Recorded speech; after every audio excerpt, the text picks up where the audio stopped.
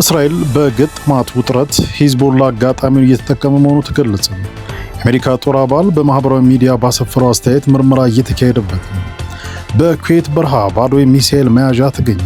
የአሜሪካ ጥቃት ከኩዌት መነሳቱንም ፍንጭ ሰጥቷል ተብሏል። ፈረንሳይ የሆርሙዝ ወሽመጥን በድጋሚ ለመክፈት የመከላከያ ተልዕኮ እንደምትጀምር አስታወቀች። ዶናልድ ትራምፕ በኢራን ሴቶች ትምህርት ቤት ላይ ለደረሰው ጥቃት ኢራንን ተጠያቂ አድርጋለች።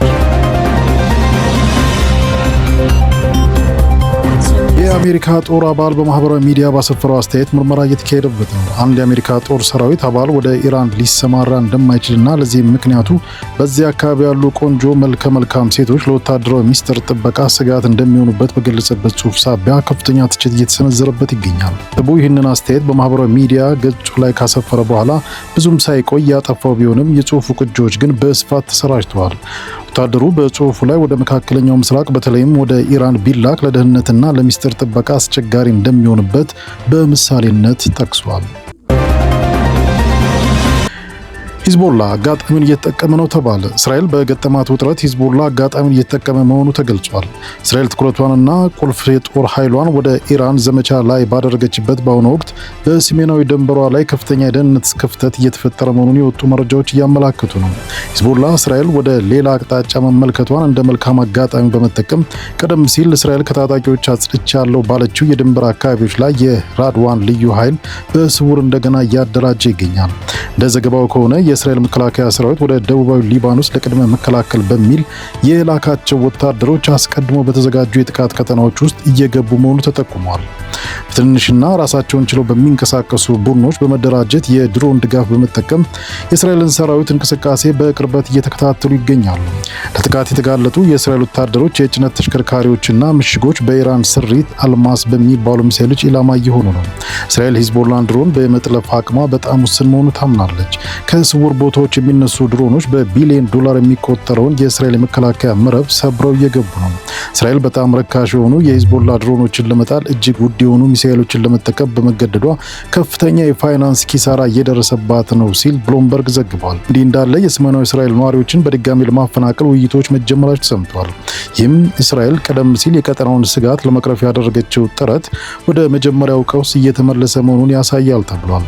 ሂዝቦላ በአሁኑ ወቅት የጦርነቱን ፍጥነትና አቅጣጫ እየተቆጣጠረ ሲሆን በቴክኖሎጂ የበለጸገን ሰራዊት በተለያዩ ግንባሮች በማዳከም ረገድ ውጤታማ እየሆነ መምጣቱን የጂኦፖለቲካ ተንታኞች እየገለጹ ነው።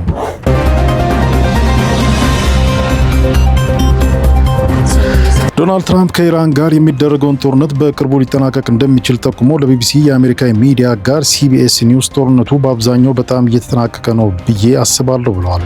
አሜሪካ ከተያዘለት ጊዜ በጣም ቀድማለች በማለት ኢራን የባህር ኃይል፣ የመገናኛ አገልግሎት፣ አየር ኃይል የላትም ሲሉ አክለዋል። ሚሳኤሎቻቸውም ብትንትናቸውን ወጥቷል ብለዋል። ትራምፕ ጦርነቱ በቅርብ ሊጠናቀቅ ይችላል ብለው ያስቡ እንደሆን ተጠይቀው በአእምሮዬ ውስጥ ያለው ማጠናቀቅ የሚለው ነው በማለት መልሰዋል። ዋይት ሀውስ ቀደም ሲል 10 ቀን የሞላው የመካከለኛው ምስራቅ ጦርነት ከአንድ ወር በላይ ሊቆይ እንደሚችል አመላክተዋል። ይህ በእንዲህ እንዳለ የኢራን አብዮታዊ ዘብ የጦርነቱን መጠናቀቅ የምትወስነው ቴህራን ናት ብለዋል። የኢራን አብዮታዊ ዘብ የአሜሪካው ፕሬዚዳንት ዶናልድ ትራምፕ ጦርነቱ በቅርብ ያበቃል ሲሉ ለሰጡት አስተያየት ምላሽ ሰጥቷል። አብዮታዊ ዘቡ በመግለጫው የጦርነቱን ፍጻሜ እንወስናለን በማለት በመካከለኛው ምስራቅ ከተጀመረ 11ኛ ቀኑ ላይ የሚገኘው ጦርነት የሚያበቃበትን ሁኔታ የምትወስነው ቴህራን መሆኗን ገልጸዋል። አብዮታዊ ዘቡ የእስራኤልና አሜሪካ ጥቃት የሚቀጥል ከሆነ 1 ሊትር ነዳጅ ከቀጠናው እንዲወጣ ቴህራን አትፈቅድም ሲል በመግለጫው ማስጠንቀቁንም ሮይተርስ ዘግቧል። በሆርሙዝ የባህር ሰርጥ ላይ ያለው ውጥረት ከተባባሰ ወዲህ የዓለም ነዳጅ ዘይት ዋጋ መዋዠቅ አሳይቷል። የዓለም 1/5 ነዳጅ የሚተላለፍበት የሆርሙዝ ሰርጥ በዓለም አቀፍ የነዳጅ ገበያ ላይ ከፍተኛ ተጽዕኖ ይፈጥራል።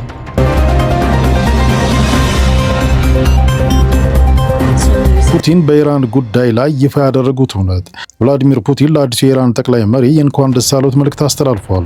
የሩሲያው ፕሬዝዳንት ቭላዲሚር ፑቲን ሰይድ ሙሽተባ ካሜኒ የኢራን እስላማዊ ሪፐብሊክ ጠቅላይ መሪ ሆነው መመረጣቸውን ተከትሎ የእንኳን ደስ አሎት መልእክት ማስተላለፋቸውን የክሬምሊን ቤተ መንግስት አስታውቋል። ፕሬዝዳንት ፑቲን በመልእክታቸው ኢራን በአሁኑ ወቅት የታጠቀ ወታደራዊ ጥቃት እየተሰነዘረባት ባለበት አስቸጋሪ ወቅት ይህንን ከፍተኛ ስልጣን መረከብ ትልቅ ድፍረትና ቁርጠኝነት የሚጠይቅ መሆኑን ገልጸዋል። ፑቲን አዲሱ መሪ አባታቸውን ስራ በክብር እንደሚቀጥሉና የኢራንን ህዝብ ከፊታቸው ካለው ከባድ ፈተና አንጻር እንደሚያስተባብሩ ያላቸውን እምነት ገልጸዋል። ሩሲያ ለቴህራን የምታደርገውን ድጋፍ የማይናወጥ መሆኑን የገለጹት ፑቲን ሀገራቸው ለኢራን ወዳጆቹ ያላትን አጋርነት በድጋሚ አረጋግጠዋል። ሩሲያ ለኢራን እስላማዊ ሪፐብሊክ ታማኝ አጋር ሆና ትቀጥላለች ሲሉም አክለዋል። ፕሬዚዳንቱ ለአዲሱ መሪ ለተጣለባቸው ከባድ ኃላፊነት ስኬትን እንዲሁም መልካም ጤንነትና መንፈሳዊ ጥንካሬን ተመኝተውላቸዋል። ይህ የሹመት ለውጥ የመጣው በመካከለኛው ምስራቅ ያለው ውጥረት በከፍተኛ ሁኔታ በጨመረበትና በኢራን ላይ ወታደራዊ ጥቃቶች እየተሰነዘሩ ባለበት ወቅት መሆኑ የሁለቱን ሀገራት ስትራቴጂካዊ ግንኙነት ይበልጥ አስፈላጊ ያደርገዋል ተብሏል።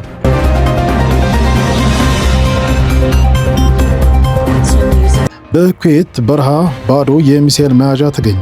የአሜሪካ ጥቃት ከኩዌት መነሳቱንም ፍንጭ ሰጥቷል ተብሏል።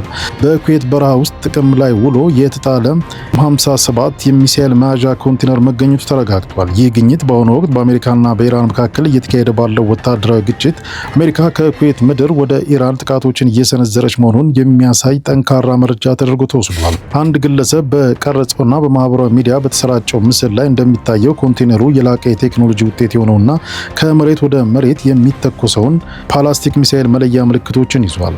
ኤም57 እስከ 300 ኪሎ ሜትር ርቀት ላይ የሚገኙ ኢላማዎችን በከፍተኛ ትክክለኛነት የመምታት አቅም ያለው ሚሳኤል ነው።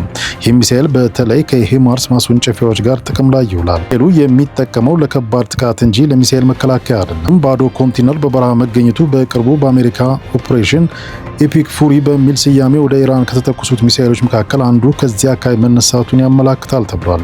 በየካቲት መጨረሻና በመጋቢት መጀመሪያ አሜሪካና እስራኤል በኢራን የኒውክሌርና የሚሳኤል ጣቢያዎች ላይ ጥቃት መክፈታቸውን ተከትሎ ኢራንም በኩዌት በሚገኙ የአሜሪካ የጦር ሰፈሮች ላይ የአጸፋ እርምጃ መውሰዷ ይታወቃል።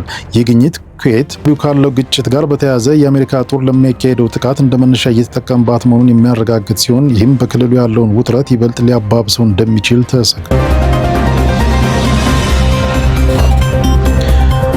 ፈረንሳይ የሆርሙዝ ወሽመጥን በድጋሚ ለመክፈት የመከላከያ ተልዕኮ እንደምትጀምር አስታወቀች። ፈረንሳዩ ፕሬዝዳንት ኢማኑኤል ማክሮን በዓለም አቀፍ የንግድ እንቅስቃሴ ላይ ከፍተኛ ተጽዕኖ ያሳደረው የሆርሙዝ ወሽመጥ ደረጃ በደረጃ መልሶ ለመክፈት የሚያስችል የመከላከያ ተልዕኮ ለማካሄድ ማቀዳቸውን በይፋ አስታውቀዋል።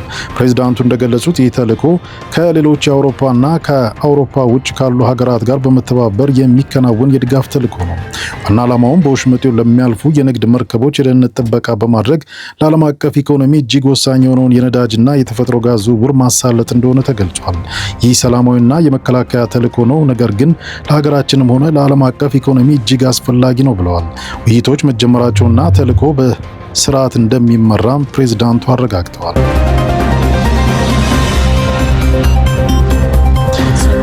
ትራምፕ ከተጠያቂነት ለማምለጥ ኢራንን ወነጀሉ።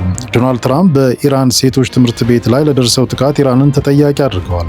የአሜሪካው ፕሬዝዳንት ዶናልድ ትራምፕ በኢራን የሴቶች ትምህርት ቤት ላይ ደርሶ 171 ተማሪዎችና 14 መምህራንን ለህልፈት ለዳረገው የሚሳኤል ጥቃት ኢራን ራሷ ተጠያቂ ልትሆን እንደምትችል የሚጠቁም አነጋጋሪ አስተያየት ሰጥተዋል። ጥቃቱ የተፈጸመው በአሜሪካ ሰራሹ ቶም ሃውክ ሚሳኤል መሆኑ ቢረጋገጥም ትራምፕ ግን ኢራንም መሰል የጦር መሳሪያዎች ሊኖራት እንደሚችሉ በመጥቀስ ጥቃቱን ወደ ሌላ ወገን ለማዞር ሞክረዋል። ትራምፕ በሰጡት መግለጫ ጥቃቱን የፈጸመው ኢራን ይሁን ወይም ሌላ አካል ቶም ሃውክ የሚባለው ሚሳኤል በጣም የተለመደና በብዙዎች እጅ ሊገኝ የሚችል ነው ብለዋል። አክለውም ኢራንም ጥቂት ቶም ሃውኮች አሏት፣ ምናልባትም ተጨማሪ እንዲኖራት ትመኝ ይሆናል በማለት ክሱን አስተባብለዋል።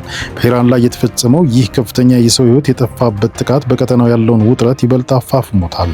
ይህ የትራምፕ አስተያየት በብዙ የፖለቲካ ተንታኞች ዘንድ እውነታውን ወደ ሌላ አቅጣጫ የማስቀየር ሙከራ በሚል ከፍተኛ ትችት እየቀረበበት ይገኛል። ወቅት በአሜሪካ እስራኤልና ኢራን መካከል ያለው ወታደራዊ ፍጥጫ በከፍተኛ ደረጃ ላይ መድረሱ ይታወቃል።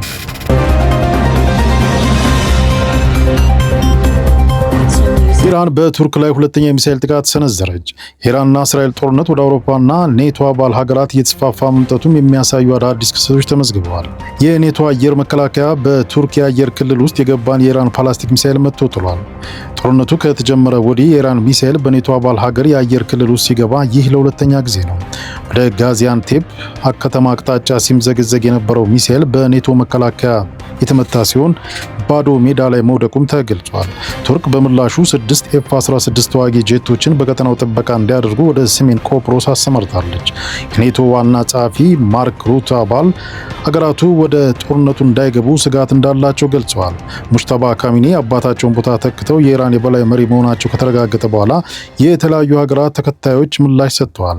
ለሙጅተባ ካሚኒ የማይናወጥ ድጋፋቸውን የገለጹ ሲሆን የአባታቸውን ስራ በክብር እንደሚቀጥሉ ያላቸውን እምነት ገልጸዋል። አዲሱን መሪ አምባገነን ስትል የጠራ ሲሆን እንደ አባቱ ሁሉ እጁ በደም የተጨማለቀ ነው የሚል መግለጫ አውጥታለች። ዶናልድ ትራምፕ በሙጅተባ መሾም ደስተኛ ለመሆናቸውን ገልጸው ለጦርነቱ የመጀመሪያውን ጋዜጣዊ መግለጫ እንደሚሰጡ አስታውቀዋል።